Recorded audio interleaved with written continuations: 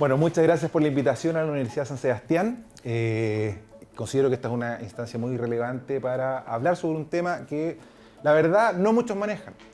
La verdad es que se simplifica mucho esto. Primero me voy a presentar, ahora que estoy pensando un poco. Mi nombre es Fernando Peñafiel, yo soy médico de profesión, soy padre, soy gamer. Me desempeño como director médico nacional en Centro Médico del Trabajador. Soy socio de la Sociedad Chilena de Medicina del Trabajo, de la Sociedad Chilena de Salud Ocupacional y soy también director y secretario general del Observatorio Internacional de Neumoconiosis. Me muevo harto en la academia, me gusta la generación de conocimiento, así que veo esta instancia como algo muy positivo. Entonces, el título de la charla del día de hoy es Salud Ocupacional. ¿Qué importancia tiene?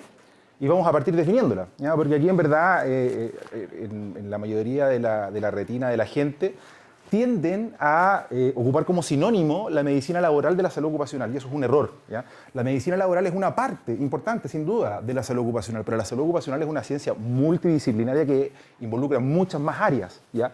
Distinto es el tema de las enfermedades profesionales, donde hay cánceres que tienen latencias elevadas de 20 años y donde los médicos ni siquiera preguntamos en una anamnesis normal en qué trabajó el paciente, nos es muy difícil detectar y poder relacionar y hacer este link. Entonces es un tema súper relevante en la actualidad.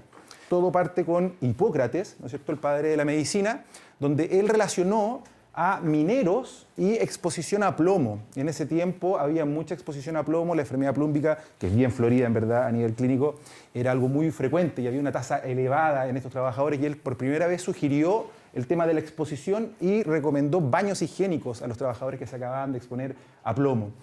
Galeno hizo algo similar y él buscó una asociación en los mineros en Chipre y la exposición al carbón, que también es una de las neumoconiosis más antiguas, la de los mineros de carbón.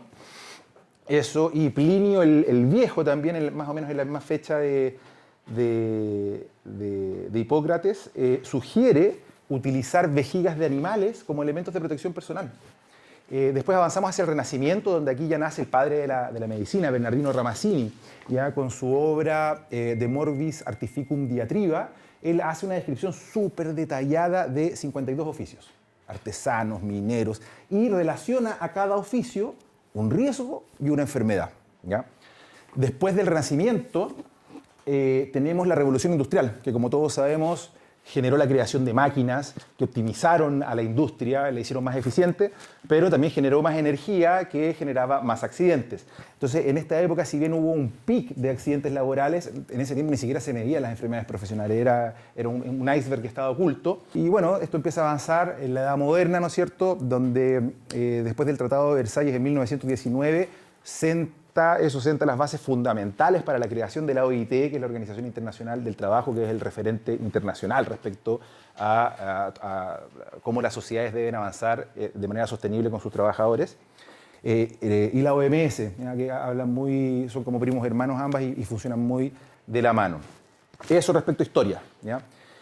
Ahora vamos a hablar un poco de las ciencias que componen la salud ocupacional. Bueno, la obvia, que es la que la gente erróneamente tiende a resumirlo, salud laboral es medicina laboral. Bueno, es una parte, y esa parte, como ya lo explicamos, ¿no es cierto?, es una especialidad de la medicina que existe en Inglaterra, que existe en Australia, que existe en Alemania, que existe en todos los países con OCDE elevado, que ahora existe en Chile gracias a la Universidad San Sebastián, así que también aprovechar de dar gracias ahí a Ignacio Menda, a la doctora Jaque, que están ahí en Valdivia iniciando esta especialidad acá en Chile, y que lo que busca finalmente es que los médicos tengan un enfoque preventivo de diagnóstico y de tratamiento de todas las lesiones o enfermedades que puedan tener relación directa o indirecta con el trabajo, ¿ya? Primero, diferenciación entre peligro y riesgo. Peligro, por ejemplo, es una condición subestándar. Es, por ejemplo, un equipo que le falta una baranda para subirse a la escalera, ¿ya? Ahí hay un peligro, sin duda. Pero cuando hablamos de riesgo es cuando buscamos la probabilidad de ocurrencia de un accidente producto de ese peligro. Si este equipo, por ejemplo, está abandonado en una parte de la mina donde no hay acceso, no hay mucho peligro, la verdad, por más que haya hay peligro, pero no hay riesgo. El riesgo es probabilidad. Eso quiero que entendamos. La ley 16.744 es el seguro social laboral chileno, ¿ya? Esta ley, ¿no es cierto?, es la piedra angular del seguro social laboral chileno. Es gestionado por las mutuales o los organismos administradores de esta ley, donde está la mutual, la H, el IST y el ISL, que es la parte estatal. Y que finalmente, ¿de qué se encargan ellos? Se encargan de hacer una vigilancia de salud al trabajador en todas las fases del trabajo, es decir, en la fase ocupacional, en la fase de vigilancia activa y en la fase de post-exposición. Sin embargo, antes de la relación contractual no hay contrato, por lo tanto no hay trabajador, entonces esa parte preocupacional lo tiene que ver la empresa, ¿ya? Y es a costo de la empresa. Y ahí nacemos nosotros, ese es nuestro nicho, eso es lo que hacemos. Todas estas evaluaciones preocupacionales también son un aporte a la salud pública, porque tristemente tampoco la población chilena tiene tan impregnado el hecho de que tiene derecho a hacerse gratis una vez al año el examen médico preventivo del adulto mayor, del adulto, perdón. Y entonces esta gente que no se hace esta evaluación de salud sí es captada y es vigilada médicamente, digamos, por estos exámenes preocupacionales. ¿Ya? Volviendo un poco a cifras antiguas y un poquito el salubrista público que tengo dentro, la fatalidad, la muerte no es la única medida que existe en salud pública, ¿ya? También está ABAD, por ejemplo, que son los años de vida ajustados por discapacidad, donde no solamente hay que medir muertes, ¿ya? Si la persona queda postrada en una cama 10 años, es terrible, también hay que medir eso. Mi nombre es Catherine Vázquez, yo soy terapeuta ocupacional, ergónoma también, y también soy la directora del Diplomado de Discapacidad e Inclusión Laboral de nuestra institución. Y a propósito de eso quiero preguntar, que quisiera saber cómo desde tu experiencia, desde lo que has vivenciado, cuáles son los desafíos que tiene la industria, el ambiente de la seguridad del trabajo respecto de cómo incorporan a las personas que tienen algún tipo de discapacidad, ya sea porque lo adquirieron o porque fue propia por el trabajo, ¿no? ¿Y cuáles son los desafíos que se ven enfrentados por una parte las empresas para gestionar el riesgo y por otro lado cómo lo visualiza el grupo clínico, los médicos, todos los que participan en los procesos de reincorporación cuando ocurren accidentes para estas personas? Es una pregunta súper relevante, súper atingente, ¿ya? Porque nos toca a nosotros casos, ¿no es cierto?, que son súper complejos de definir. Por ejemplo, dentro del acuerdo de homologación de Codelco para hablar de altura física te dicen de que tú tienes que tener prensión palmar. Tiene sentido, si yo me estoy cayendo, me tengo que afirmar. Entonces, una persona que le falta un dedo, 2 dedos, ya lo podemos conversar. Pero si le falta el muñón completo, o sea, tiene un muñón porque le falta la mano completa, es complicado. O no sé, mucho pasa también con el tema de exposición a ruido, porque yo estoy de acuerdo en la inclusión, es la forma que hay que avanzar, pero no podemos avanzar en inclusión perjudicando la salud de ese expuesto. Pero sí tenemos que avanzar. Entonces nosotros, por ejemplo, en nuestra realidad como Centro de Salud Ocupacional, sí hemos puesto sugerencias, pero son súper como desarrollo nuestro. Esto no está muy regulado, ¿ya? Entonces, lo que sí está regulado es el otorgar el porcentaje de incapacidad, que dependiendo de eso te dan una indemnización, una pensión, ¿no es cierto?, dependiendo si es temporal o permanente, un grado de invalidez, etcétera, etcétera.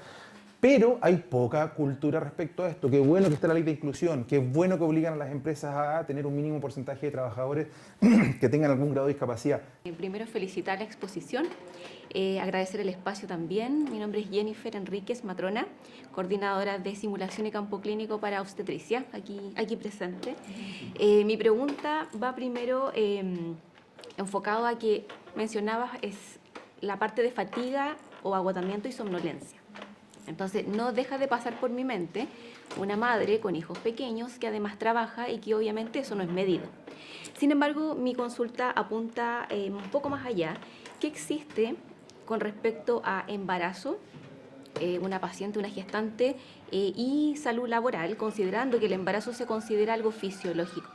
Si bien el embarazo es una condición fisiológica, como también lo es la niñez, por ejemplo, ninguno de las dos épocas de la vida o condiciones de la vida o estados fisiológicos, llamémoslo, es aceptable que se expongan a riesgos específicos por ley chilena, ¿ya? Entonces, si yo no puedo subir una embarazada a la mina, altura geográfica, le voy a generar un ambiente hipóxico al feto y puedo generar un desastre, ¿ya? Entonces, ningún niño menor de 14 años ni ninguna embarazada se puede exponer a un riesgo específico. ¿Quiere trabajar en un trabajo administrativo a nivel del mar?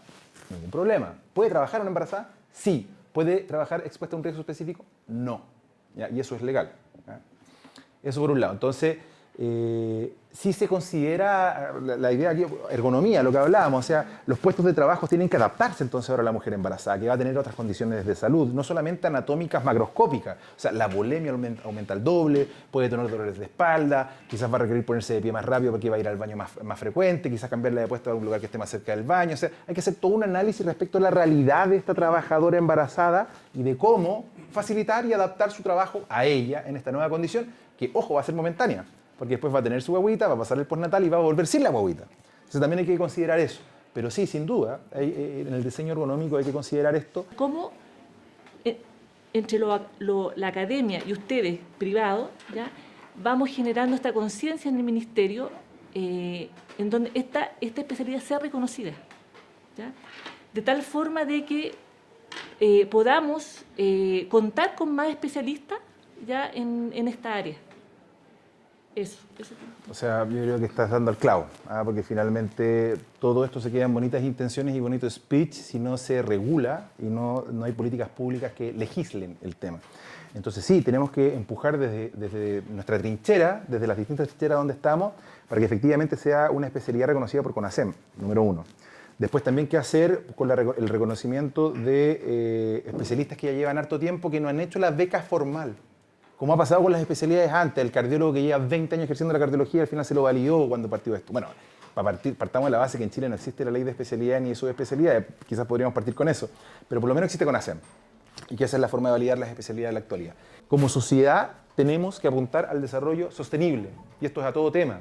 Esto son los objetivos de desarrollo sostenible de la ONU, ¿no es cierto?, en su Agenda 2030, pero finalmente es como lo mínimo que como sociedad, como país, pensemos en proteger a la masa trabajadora, que finalmente es la que se encarga de aumentar, de hacer crecer a la economía, que después eso se transforma en beneficios sociales. Pero ese tránsito de crecer en economía sin enfermar a la masa trabajadora y, por otro lado, no sobreproteger a la masa trabajadora para frenar el crecimiento económico, es todo un desafío.